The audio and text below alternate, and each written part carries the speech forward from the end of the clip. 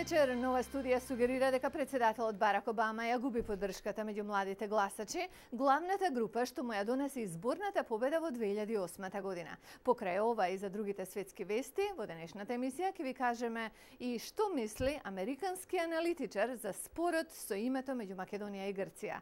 Ова е News Flash на Гласот на Америка на македонски јазик, а јас сум Лилица Китановска. Истражувачите на Центарот Пју со седиште во САД велат дека половина од гласачите меѓу 18 и 29 години веруваат дека председателот Обама не го исполнил ветувањето од кампањата, дека ќе го промени политичкиот процес во Вашингтон.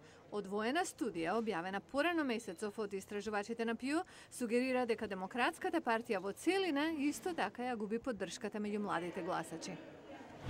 Во Грција нереди. Полицијата употребила солзавец врз демонстранти во Атина, а судирите избувнале денеска за време на протестен марш по владини мерки за извлекување на Грција од финансиската криза. Околу 30.000 државни службеници излегле да покажат несогласување за најавеното замрзнување на плати, зголемување на даноци и покачување на староста за пензионирање. Турски суд обвини 7 армиски офицери за наводен заговор за соборување на исламистичката влада. За 4 адмирали, армиски генерал и 2 полковници денес е одреден затвор додека чекаат на судење. Во понеделникот властите уапсиле 49 армиски лица, за кои се верува дека се зад заговорот, што уште повеќе ја потенцира тензијата меѓу исламистичката владеачка партија, Партијата за правда и развој и армијата. Првиот човек на глобалните операции на Toyota вели дека брзиот растеж на компанијата може да приданел за безбедносните дефекти. Тој се извини за несреќите предизвикани од проблемите на возилата на Toyota.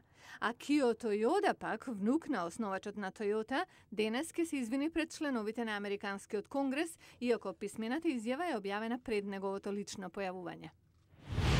Паралелно со средбите на Метју Нимец, специјалниот пратеник на Обединетите нации со раководствата во Скопје и во Атина, политичкиот аналитичар од Heritage фондацијата Сали Макнамара коментира дека е тешко да се предвиди што ќе се случи со проблемот со името заради зголемениот опсег на барања што ги поставува едната страна во преговорите.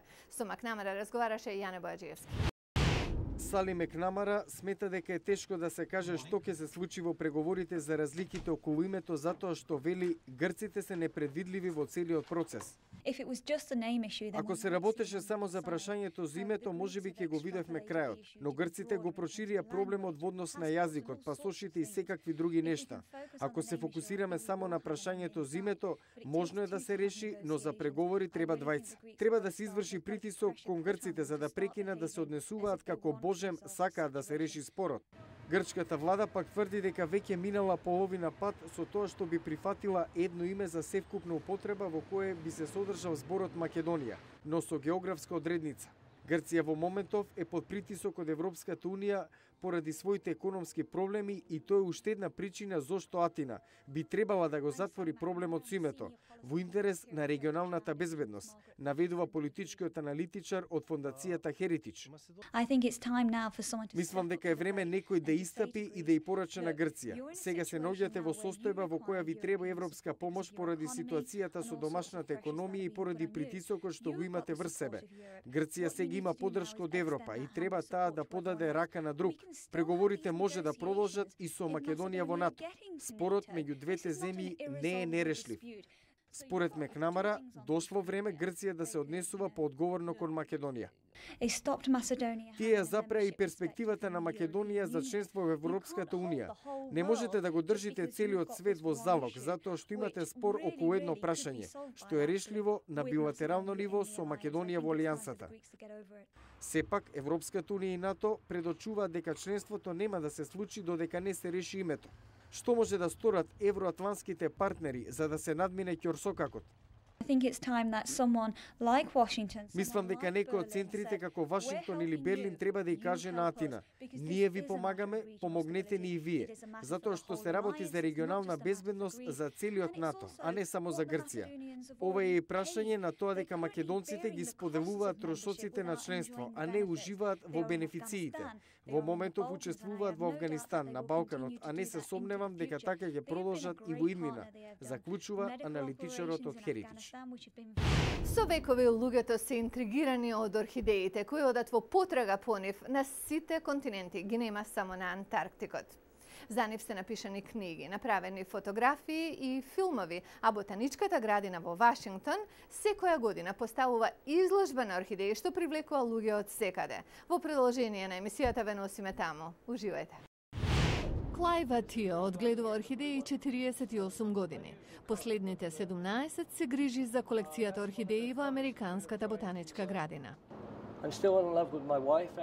И се уште сум влюбен, вели, во мојата сопруга и во орхидеите. Орхидеите ми се дел од семејството. Во стеклената градина на Ботаничката градина има околу 5000 видови и повеќе од 8000 садници. Ова е најголемата колекција на Ботаничката градина. Мислам дека кога луѓето доаѓаат во контакт со орхидеите, орхидеите ги земаат под свое, како да сте магепсани од нив. Како може тоа да не го сакате? Овде се изложени околу 2000 расцутени растенија. Ерик Ливит ја надгледува целата операција. Тој вели дека температурата е клучна за подготвувањето на орхидеите за изложба. Температурата ја подесуваме зависно од тоа што им треба да расцутат. Лани ја сниживме за да иницираме цутење. Ливит вели некои цутови траат со месеци и оваа ванила доаѓа од орхидеја. Тој вели дека некои колекционери плаќаат по неколку илјади долари за ретка орхидеја. Но ова е исклучително искуство и за обичните посетители. Кем Ренкин е од Нью Хемшир, вели. Тие изгледаат како да сакаат да ве гушнат, многу ги сакам. За професорот од Универзитетот во Мериленд пак, Френк Стивенс, ова е оаза среде град. Место за релаксирање, за работа на менталното здравје, вели тој. Орхидеите се чини дека за секого имаат по нешто.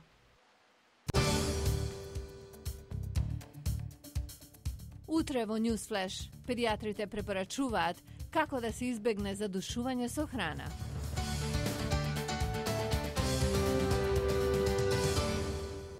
Го гледавте Newsflash на Гласот на Америка на македонски јазик. Јас сум Лилица Китановска од студиото во Вашингтон. До гледање.